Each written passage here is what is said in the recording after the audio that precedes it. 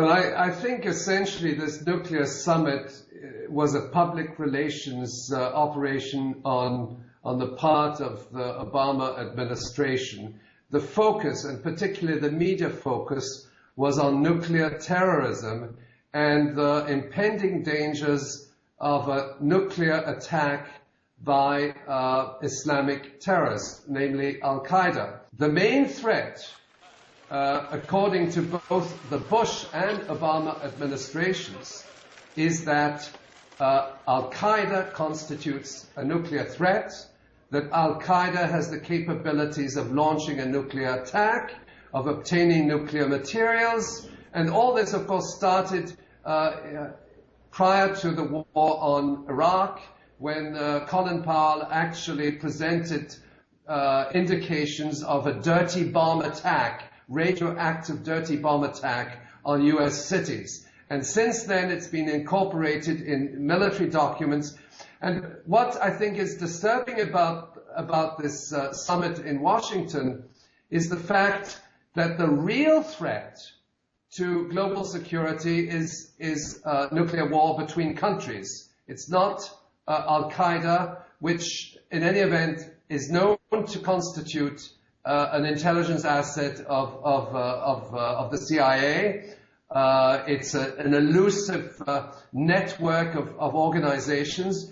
The real threat is the threat of nuclear war, and particularly the threat of a nuclear attack by the United States and Israel directed against Iran.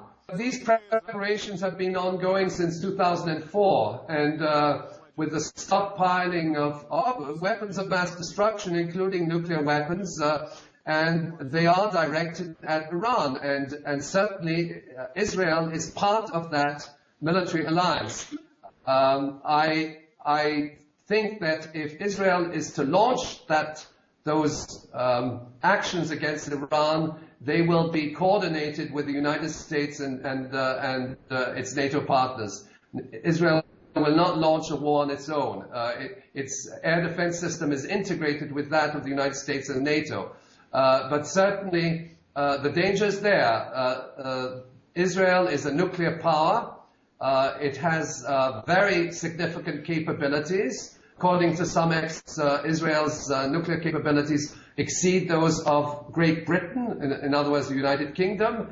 And there is a very close partnership between the United States, NATO, and Israel with regard to the Iranian question.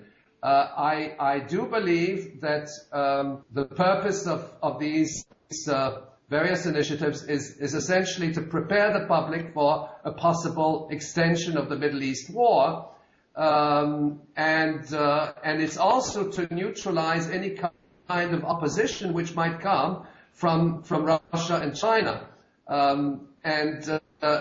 Now, as to whether this military action against Iran will take place or not is at this stage impossible to ascertain. The war preparations have been ongoing.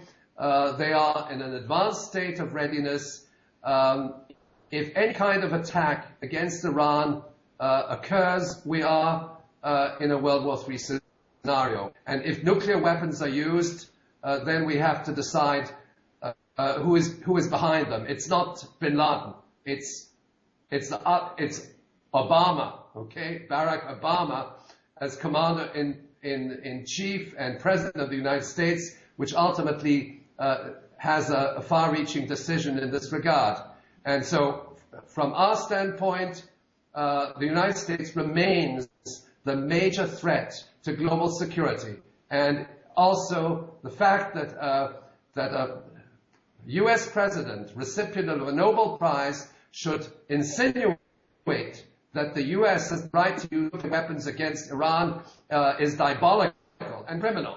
And I think we should understand the double standards which prevail, and also the level of media disinformation which pervades the Western press. The fact that this issue of Al-Qaeda being some kind of upcoming nuclear power should be used as a smokescreen is absurd. The next thing is that we should invite bin Laden to the Security Council. Now, there's an element of falsehood, of fabrication in these reports, which is so striking. And the question is, should we take the United States seriously in these initiatives?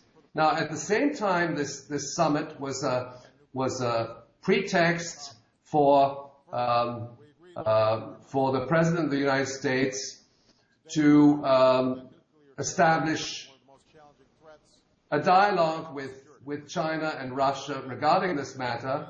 And also there's a certain amount of arm twisting with regard to the sanctions regime regarding Iran, and the fact that both China and Russia at this particular stage are firmly opposed to any kind of military action or punitive action directed against Iran.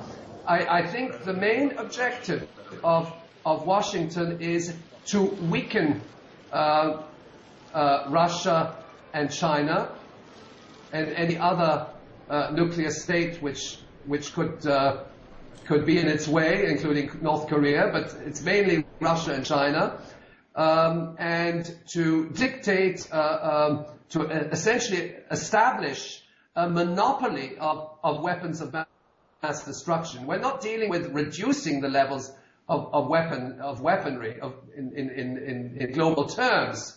In fact, we see that the United States now has increased its defense spending to significant levels, in fact taking up virtually all its tax revenues to finance the military stockpiling, and at the same time wants to provide the image that in fact some kind of disarmament is occurring. But in fact what Washington's agenda is essentially to weaken potential encroachments and adversaries in the global arena. China and Russia do not constitute a threat to global security, but they still have significant military might and capabilities to oppose an aggressive act by the United States of America and its NATO partners. So that essentially I think what Washington seeks to disarm any kind of encroachment to achieving global military hegemony and ultimately the purpose of its long war. It's a plan of global conquest. We have to look at the broader picture, and the broader picture is one of military escalation as well as economic conquest. And it's not. We are at a situation where there's military escalation, and at the same time there's a global economic crisis. But that global economic crisis is also an opportunity for the dominant military powers to extend their economic grip worldwide. And how do they do it? They do it through the hegemony of the dollar and the euro, which is imposed on other countries around the world, particularly developing countries.